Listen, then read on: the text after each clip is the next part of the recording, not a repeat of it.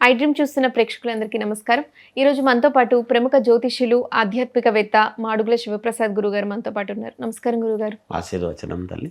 గురుగారు, మనం ఏదైనా వ్రతం చేసే ముందు సంకల్పం చెప్తాం కదా, ఈ సంకల్పం అనేది ఎందుకు చెప్పాలి? అలాగే వ్రతం చేసే మధ్యలో నియమం తప్పితే వ్రతభంగం అవుతుందా? ఈ విషయాలు చెప్పండి. శ్రీ మహాగణాధిపతయే నమః. ఐం మహాసరస్వత్యే నమః. శ్రీ లలితాంబికాదేవియే నమః.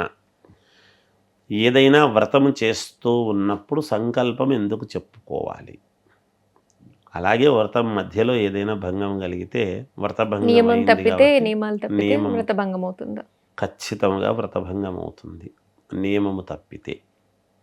ఎందుకు? వ్రతం అనేటువంటి పదం వాడుతున్నప్పుడు ఏమిటి అంటే, ఆద్యంత పర్యంతము ఆ వ్రతము సంపూర్ణమయ్యేంత వరకు మనము ఎలా నియమముతో ఉండాలనో ఆ నియమాన్ని పాటించి సంపూర్ణము చేస్తేనే దానికి పూర్ణత్వం అవుతుంది. మధ్య మధ్యలో లేవటం, మధ్య మధ్యలో ఏదో మాట్లాడటము, మధ్య మధ్యలో ఆపేయడము, అలాంటివి చేయరాదు. కంటిన్యూటీ అనేటువంటిది ఎప్పుడు కూడా ఉండాలి.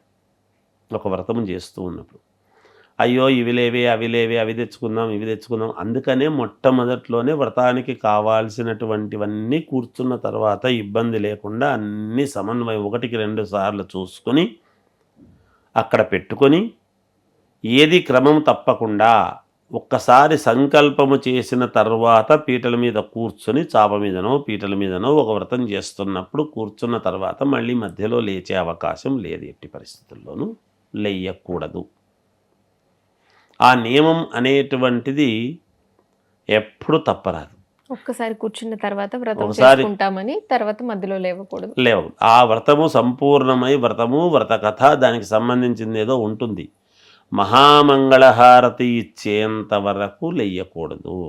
లేచిన తర్వాత ఏది తీర్థప్రసాదాలు తీసుకొని లేచిన తర్వాత మనం మిగతా వ్యవహారాలన్నీ చూసుకోవచ్చు.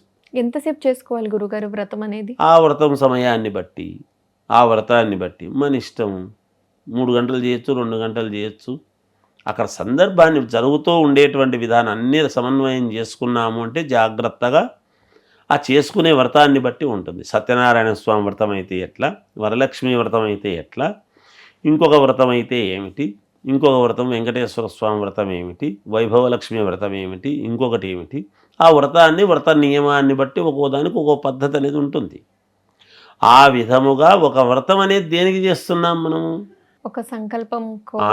ఆ సంకల్పం అనేది ఉండాలి కదా. మరి సంకల్పం ఎందుకు చేయాలి?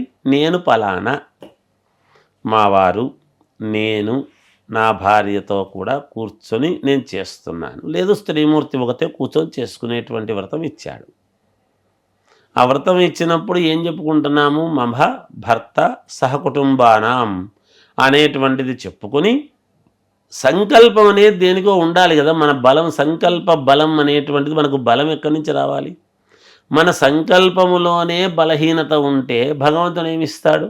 మనం ఎలా వ్రతం ముందు మన మనసులో అంటే దేవుడికి స్మరిస్తూ చెప్పుకోవచ్చా గురు? అంతే కదా. మనం ఇప్పుడు ఏం చెప్పుకుంటున్నాము? పలానా పలానా సంకల్పము చెప్పుకునేసి పలానా ఈ దీని నిమిత్తము నేను ఈ పలానా వ్రత పూజ అంచ కరిష్యే అని అక్షతలు చేతిలో పెట్టి నీళ్లతో వదిలిస్తున్నాడు కదా బ్రాహ్మడు. పూర్తి అయిన తర్వాత కూడా సంపూర్ణమైంది అని చెప్పి మళ్ళీ అక్షతలు వేసి మళ్ళీ వదిలిస్తున్నాడు కదా. ఆ అక్షతలు పూర్తి మొదలుపెట్టినప్పుడు మనము అక్షతలు వదిలి నేను చేస్తున్నాను ఫలానా దీనికోసం చేసుకుంటున్నాను అని సంకల్పము చెప్పించి ఎప్పుడైతే చేస్తామో అది సంపూర్ణమైన తర్వాత మళ్ళీ అక్షతలు వేసి అక్కడ వదిలిపెట్టేసి లేయండి అమ్మ పర్వాలేదు అని చెప్తారు చేయించినటువంటి పురోహితుడు. అలా చేసుకున్నప్పుడే కదా ఆ సంకల్పానికి నీ బలం నువ్వు అనుకున్నటువంటిది నెరవేరుతుంది. నీ సంకల్పమే బలహీనతలే ఉండి ఏ సంకల్పము లేకుండా నేను ఊరికి ఏదో చేయాలంటే చేసినాను, ఏదో జరిగిందంటే జరిగింది అంటే లాభం ఏమిటి? అంతే కదా. అంటే సంకల్పం అంటే ఏం సంకల్పము? న్యాయమైన సంకల్పం ఉండాలి, బలమైన కోరికలు న్యాయమైన కోరికలు ఉండాలి. అంతే కదా. నా కుటుంబం చల్లగా ఉండాలి, నా భర్త యోగక్షేమాలు బాగుండాలి, పిల్లలు బాగుండాలి, నా పుట్టినింటి వాళ్ళు బాగుండాలి, మెట్టినింటి వాళ్ళు బాగుండాలి. పుట్టినింటి వాళ్ళు బాగుండాలని ఎందుకు కోరుకోవాలి? వాళ్ళు నిరంతరము పసుపు కుంకుమలకు వీళ్ళకి ఇవ్వాలి అంటే వాళ్ళు బాగుండాలి. వాళ్ళు బాగుండాలని కోరుకుంటే వాళ్ళు ఎంత బాగుంటారో అంతసార్లు పసుపు కుంకుమ అనేది ఇస్తారు. వీళ్ళ ఆడపడుచుకు పసుపు కుంకాలు ఇవ్వడం జరుగుతుంది. వీళ్ళకు ఒక ఆడపడుచు ఉంటుంది కదా. వీళ్ళు కూడా కోరుకోవడంలో అంతరం ఏమిటంటే వీళ్ళ ఆడపడుచుకు కూడా వీళ్ళు ఇచ్చి పంపించేట్టుగా వీళ్ళు బాగుండాలి, వీళ్ళ ఆడపడుచు వీళ్ళను కోరుతుంటుంది. అలా ఒకరికొకరు అని ఆడపడుచు ఇంటి ఆరాలు అని ఏవో చెప్తూ ఉంటారు. కొంచెం తెలంగాణ భాషలో మా యారాలు అని ఏదో చెప్తారు. కొంచెం ఆ భాష నాకు కొంచెం అంత వింటుంటాను, కానీ ఏమిటి తెలుసుకుంటూ ఉంటాము. 30 ఏళ్ళు అయింది స్థిరపడి తెలంగాణలో అన్నా కూడా మనం కొంచెం ఇంకా తెలుసుకోవాల్సినవి ఎన్నో ఉంటాయమ్మా. ఆ యొక్క బాంధవ్యాలు, ఆ యొక్క వరుసలు అన్నీ తెలుసుకోవాల్సినవి ఉంటాయి కొంచెం. అలా ఎవరి ఇంటి ఆడపడచ్చు వాళ్లకు గొప్ప మహాలక్ష్మీదేవితో సమానము. అయితే వీళ్ళ ఇంట్లో వాళ్ళు బాగుండాలి, వీళ్ళు బాగుండాలి. సంకల్పం అనేటువంటిది ప్రతి పూజకు ఉంటుందమ్మా. ఆ పూజ చేస్తూ ఉండేటువంటి దానికి కారణం ఎందుకు సంకల్పం చెప్పుకుంటున్నాము, ఎందుకు సంకల్పం చేసుకుంటున్నామంటే పలానా సంవత్సరము, పలానా మాసము, పలానా తిథి, పలానా వారము, పలానా నక్షత్రము, పలానా నేను, పలానా ఇండ్లు, పలానా వంశము, పలానా గోత్రము, పలానా మేము ఇది చేసుకుంటున్నాము. ఒక అప్లికేషన్ లాగా భగవంతుడికి. ఒక ఉద్యోగానికి ఒక అప్లికేషన్ పెడితే ఎలా ఉంటుంది? ఎంత మనవాడే అయినా అప్లికేషనే రాకపోతే వాడు ఏం చేస్తాడు? నువ్వు పరీక్ష రాసి ఏదో ఒకటి ఇస్తే కదా దానికి మార్కులు వేయడానికి. ఏమి రాయకుండా ఉత్త పేపర్ ఇస్తే వాడు ఏం రాస్తాడు, ఏం చేస్తాడు? వాళ్ళు రాసుకోలేరు కదా. అలాగే భగవంతుడికి ఒక అప్లికేషన్ పెట్టుకోవడం. ఇవన్నీ ఎందుకు చేయాలి? అసలు వ్రతాలు ఎందుకు చేయాలి అంటే, వ్రతం అనేటువంటిది ఎప్పుడైతే చేస్తామో ఆ వ్రత ఫలితం అనేటువంటిది ఎలా ఉంటుంది అంటే, ఇంట్లో నిరంతరము పాజిటివ్ థింకింగ్స్ రావటానికి, అనుకూలతలు ఏర్పడటానికి వ్రతాలు చేసుకుంటారు. ఇవన్నీ పూర్వం నుంచి ఉన్నటువంటివే వ్రతాలు. ఇవాళ యజ్ఞయాగాది క్రతువులు, ఈ పూజలు ఇవన్నీ ఎందుకు అంటే, ఎప్పుడు ఏది చేయాలనో అప్పుడు ఖచ్చితముగా వీళ్ళు నియమం పాటించకుండా ప్రతి సంవత్సరము పలానా వ్రతాలు ఇవన్నీ కూడా వీళ్ళు చేశారు అని అంటే సద్గతులు పొందటానికి అవకాశాలు ఎక్కువ. అది వ్రతము. నియమముతో చేయాల్సినటువంటిది వ్రతం.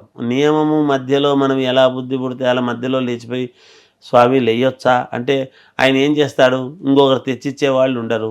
సరే లేయమ్మ నీ ఇష్టము అంటాడు. ఇప్పుడు ఆ బ్రాహ్మలు చెబితే నిక్కచ్చిగా చెప్పాలి, అమ్మ లేయకూడదు, అన్నీ తెచ్చి పెట్టుకోండి, అన్నీ ఉన్నాయా లేదా చూసుకోండి, అన్నీ సమన్వయంగా ఉన్నాయా లేదా, ఇక్కడే మధ్యలో లేవద్దు, లేయడానికి కుదరదు అనేది ఎప్పుడైతే శాస్త్రములో ఉండేది నిక్కచ్చిగా చెప్పి చేయిస్తామో వాళ్లకు ఖచ్చితంగా జరుగుతుంది. నువ్వు ఖచ్చితంగా పాటిస్తే ఖచ్చితంగా జరుగుతుంది. మిగతా విషయాలు ఏమీ మాట్లాడకుండా కేవలము మనం వ్రతం మీదనే దృష్టి పెట్టి, పూజ మీదనే దృష్టి పెట్టి ఎప్పుడైతే ఆద్యంత పర్యంతము చేస్తామో తప్పకుండా సత్ఫలితాలు వస్తాయి. సంకల్పము అనేటువంటిది మొదటిలోనే ఫలానా కుటుంబం అంతా కూడా క్షేమము కోసము, అష్టైశ్వర్యాలు అన్ని రకాలు, ఆమె సౌభాగ్యం కోసము నిరంతరము బాగుండాలని కోరుకొని చెప్పి నేను చేస్తున్నాను, అహం ఫలానా అని చెప్పి కరిష్యే అని చెప్పి వదిలిపెట్టిచ్చేసేసి చేయించేటువంటి విధానము ఉంటుంది తల్లి. సంకల్పము అనేది అవసరము. మధ్యలో నియమము తప్పకుండా చేస్తేనే దానికి వ్రతానికి ఫలితం వస్తుంది. నియమము తప్పింది అంటే మళ్ళీ మొదటి నుంచి చేసుకోవటమే దానికి ఆనవాయితీ. రెండో మార్గం లేదు. ధన్యవాదాలు గురుగారు. జయోస్తు.